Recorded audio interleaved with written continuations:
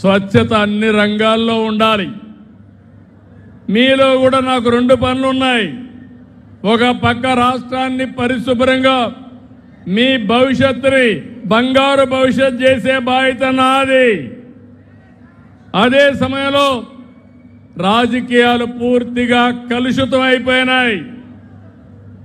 నేర చరిత్ర కలిగిన వాళ్ళు రాజకీయాల్లోకి వచ్చారు. మొత్తం ప్రజల ఆస్తుల్ని కబ్జా చేసే పరిస్థితికి వచ్చారు. మీ ఆరోగ్యాన్ని కూడా లెక్క పెట్టుకోకుండా మీకు కీడు చేసే నాయకులు వచ్చారు. మీ ఇంట్లో చెత్త ఏ విధంగా అయితే క్లీన్ చేస్తున్నారో రాజకీయాల్లో ఈ మలినాన్ని కూడా శుభ్రం చేసే బాధ్యత మీ అందరిపైన ఉందని చెప్పి మరొకసారి విజ్ఞప్తి చేస్తున్నా. రాజకీయ మలినాలను తీసేయాలంట, క్రిమినల్ని తోలేయాలంట. ఈయన మాత్రం ఎమ్మెల్సీలను కొనడానికి, ఎమ్మెల్యేలను కొనడానికి డబ్బులు మాత్రం దండిగా ఎక్కడి నుంచి తీసుకొచ్చావు డబ్బులు? స్కాములు కాదు, బ్యాగులు. నీ జీవితం అంతా స్కాములే. ఇవాళ కూడా సూట్ కేసులు నువ్వు మీ అబ్బాయి చేస్తున్నారు. ఎంత స్కామ్ చేస్తున్నారో చెప్పాల్సిన అవసరం లేదు. నేను ఒకటి మనవి చేస్తున్నా, చంద్రబాబు నాయుడు గారు, జగన్మోహన్ రెడ్డి గారు ముఖ్యమంత్రిగా ఉన్నప్పుడు ఇవాళ లిక్కర్ స్కామ్ అంటున్నావు కదా, మొత్తం 20 డిస్టిలరీస్ ఉన్నాయి ఈ రాష్ట్రంలో. ఒక్క డిస్టిలరీకి కూడా జగన్మోహన్ రెడ్డి గారు పర్మిషన్ ఇవ్వాల.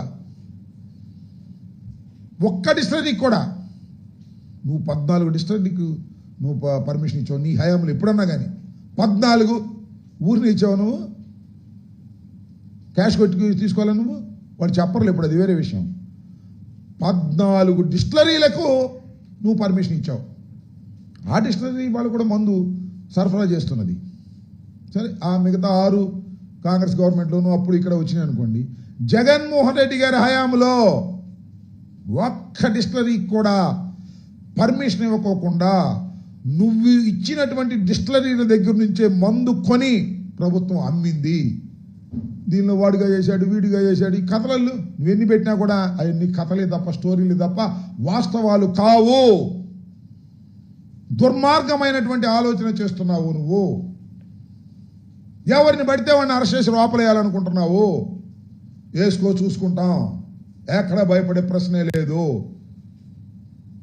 జగన్మోహన్ రెడ్డి గారిని, వైఎస్ఆర్ కాంగ్రెస్ పార్టీని పోలీసుల్ని పెట్టి కేసులు పెట్టి అణచాలనుకునేంత అమాయకత్వంలో నువ్వు నీ కొడుకు ఉన్నందుకు మేము చింతిస్తున్నాం.